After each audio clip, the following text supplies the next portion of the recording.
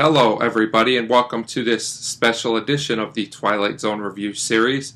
Today it is the best and worst of Season 3. I have reviewed all 37 Twilight Zone Season 3 episodes and thought it would be fun to go back and look at the good and the not so good. So I will be giving my top 5 and my bottom 5 episodes for the season, and I would like to welcome all of my new viewers and all of my viewers that have watched some of my other videos. Thanks to all of you for joining me.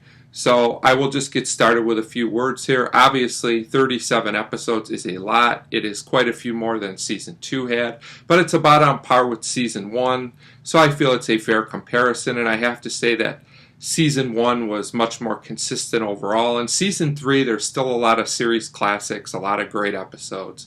But we're also starting to get a lot more filler episodes, a lot of rehashed ideas, and a couple that just don't work. So that's an interesting note. But when you have a season that's that long, I guess that's bound to happen. I'm kind of glad that TV nowadays doesn't have seasons that are quite this long. I realize TV was much different back then. The budgets were different. You know, the purpose of it was different. The seasons were structured different. But I think 37 episodes is just a few too many.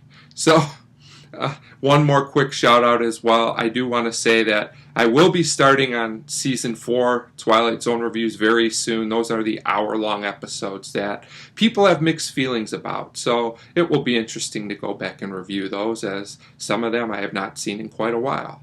So without further ado, let me get right into things here. Let me get my notes here, and I will start with the worst 5 episodes and get those out of the way first. So I'll start with by just saying that there were actually about 7 or 8 contenders for the bottom 5, but ultimately, after thinking about it for a day or two, I felt that these 5 were the worst of the worst. So congratulations on that to these 5 episodes. At number 5 is The Gift. This was the one about the alien and the little boy, and the alien had a gift that for some reason he withheld for the whole episode, only so we would have an episode. And this episode really tries to be profound and thought-provoking, and what it really comes across is as contrived and preachy, with plot elements and characters just thrown in at random to try and cause some kind of drama, which I just didn't buy at all. The acting isn't very good in this episode either overall, I don't feel. It's just not a very good or memorable episode that doesn't work. At number 4, I will go to The Arrival. This was all the way back. This was the second episode of the season, and it was pretty uninteresting. It's this airplane mystery about a group of passengers that doesn't land with the plane. It's very slow and exposition heavy without much ever happening. And some parts of it really don't even make a lot of sense. There's very little characterization. And it's one of those endings where, you know, it's all in the guy's head. So basically the episode has no purpose. Just not a very good episode, and not really one you need to watch for any reason. In the number 3 spot is Still Valley. This was an odd episode that tried to combine a war plot with a magic plot, which, as you can probably guess, just doesn't work. The episode has odd pacing. The premise isn't only strange, it just doesn't really work the way it's supposed to. And it's another one of those episodes, like another episode that I don't like, Season 1's Elegy, where we're supposed to have characters that can't move or stay still, and you can clearly see that they're moving. Never a good idea for an episode. And then at the end, it's one of those episodes that feels like it has a tacked on moral message that just comes out of nowhere and isn't really set up by the rest of the episode.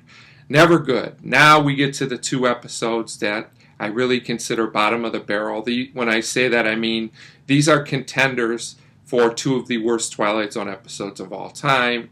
If you like these episodes, I apologize in advance because I will not be talking well of them. At number 2, and this was a close call, but I'll explain why I rank this one 2 and the next one 1, is at number 2 is The Mirror. This episode, this was the one I wanted to turn off like 3 times in the 25 minutes it was on, which is never good. It's about a new ruler who's supposed to serve the people, but instead he comes across as just doing all the same things he complained that the old ruler did. And I guess that's the point. He starts to see his enemies in the mirror. You can predict the end of this episode about 5 minutes into it. If that's not enough, the episode is overwritten, it's overacted, it's preachy, it has a lot of really bad stereotypes all over the place, and it's also boring and predictable. So besides all those, bad things, it's wonderful, basically. This episode, just avoid it at all costs, unless you have to watch every single episode of the show. It's really, really bad and not worth your time. And now at number 1 is an episode that was towards the end of the season. It was the second last one, I believe. Cavender Is Coming. I don't think there's anything worse than an unfunny comedy, and to me this was completely unfunny. I don't think the premise is that great to begin with, about a guardian angel who, helps a woman improve her life, except that he winds up really not doing it. The episode is oddly dull in spots, and then it becomes just terrible with this weird party scene. That was the one I mentioned, had all these weird sound effects, including these noises that sounded like chipmunks that I still have no idea why they're there. There's just a lot of things thrown in this episode that don't make sense. People smashing through glass a couple times. I'm not sure what that's all about. The acting isn't great, but the script is really worse. The episode really has no point, and the real reason that I rank this one ahead of The Mirror as the worst is because at least The Mirror tries to do something and fails. It tries to be profound and have a great moral message. This episode doesn't even really try and do anything other than be silly, and in my opinion it completely fails at that. So that's why it's number 1. And as an added bonus, I didn't penalize it even more for this because it doesn't need it, but this episode was considered as a pilot for a TV series, meaning if this episode had actually been good, which it isn't, you shouldn't watch it, they might have made a weekly series out of this concept. Do I really need to say any more than that? So this episode single-handedly destroyed the concept for a TV show. So good job, Cavender Is Coming. You are the worst. So now on to better things. Let me change the page here. Sometimes it's fun to talk about the worst, but I really enjoy talking about the best more. And let me just say that there were about 10 or so episodes that, I thought were really worthy of this list, but there were only 5 that really, when it came down to it, these 5 were easily the best. They were the 5 I rated the best, and that's what I go by. So without further ado, at number 5 was the last episode of the season, The Changing of the Guard. It has great acting, great writing, and it's just well done and inspiring. It is, of course, the episode about the teacher who is forced to retire, and he thinks he didn't make a difference with his students, but of course we find out he really did. The episode could have come across as boring and preachy, but the whole thing works thanks to great work from Donald Pleasance. I think it's one of Rod Serling's most underrated scripts, and the whole episode just has a nice flow to it. It doesn't have a big twist like actually all the other episodes on this best of list, but it doesn't need it. It's just so well done, and it's even a bit touching and inspiring. So good job, Changing of the Guard.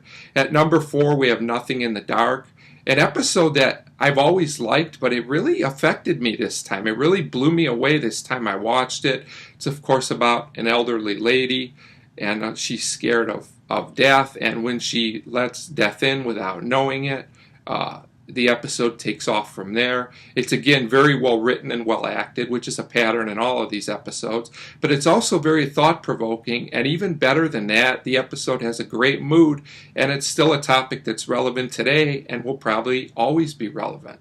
So really only good things to say about Nothing in the Dark. Excellent and highly recommended. Next on the list is probably my all-time favorite Twilight Zone episode. If not my all-time favorite, then certainly in the top 5, The Midnight Sun. This is another episode with great acting from Lois Nettleton. And what I really like about this episode is, to me, more than any other episode, you feel this episode when you watch it.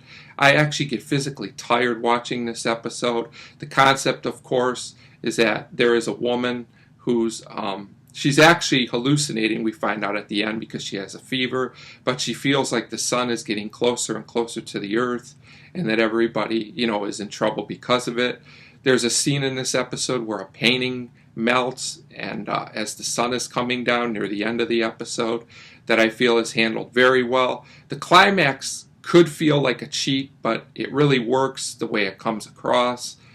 And, you know, it's just a great episode all the way around. It's one of the first episodes I think of when I think of the Twilight Zone, and that's about as high praise as I can give an episode. It also feels cinematic. This feels like it could have been a theatrical short film, and that is definitely a compliment, because TV at this time period just didn't have the budgets, you know, to compete with films. And the fact that this would hold up as a short film, in my opinion, is very strong. The only reason this doesn't rate 1 or 2 on my list is because the science is somewhat questionable in this episode. I know some people are satisfied with it, some are not, but I feel that's enough to keep it at number 3. But an all-time great episode, and certainly one of my favorites, and also the episode that really got me into Twilight Zone. So, number 3 on the list. Now, these top 2 were the only 2 episodes that I gave 5-star ratings to this season. I do not give out a lot of 5-star ratings, just like I try not to give out a lot of 1-star ratings, because I feel they should really be reserved for special or terrible episodes, basically. So, the first 5-star episode, and rating number 2 on my list, is To Serve Man. This is the episode about the group of aliens that come from another planet, and their only goal is to serve man. Now, this episode is very famous for being one of the greatest Twilight Zone twists, but what really makes it a 5-star episode to me is that the twist is given away right away. It's in the title of the episode, and yet I can only speak for myself. I never ever saw it coming the first time I watched this episode. I just did not think of it in that way. And to me, that was genius writing and execution of an episode.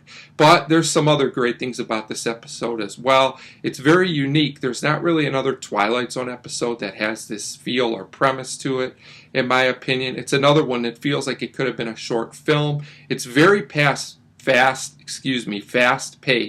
and packs in a lot of things in 25 minutes, but yet each scene feels complete. It never feels rushed, and it's just very interesting all the way around. So I feel it's well worthy of number 2 on a list. Definitely an episode people remember when you talk about great Twilight Zone twists. But number 1 could really only be one thing, in my opinion. This actually was a pretty easy choice for me, and It's a Good Life comes in at number 1. Now, there's so many things about this episode I love. It's another one that feels like it could be a short film. It's another episode with a unique premise. But what really makes this episode work is the great writing and the great characters. The characters are all fleshed out, and there's quite a few of them. A lot of Twilight Zones only have 1 or 2 main characters. This episode has quite a few important characters, yet every one of them feels fully realized. It's a great script, and also the acting is fantastic. It feels like a town that is really scared of this little kid who can make people disappear into a cornfield, which brings me into the real reason this episode's number 1. Everything I said was great, but little Anthony, played by Billy Mooney, is, in my opinion, one of the greatest all-time Twilight Zone characters, right up there with anybody. He's instantly memorable and entertaining. And that's another thing about this episode. It's just paced absolutely perfectly. Everything pretty much works from beginning to end.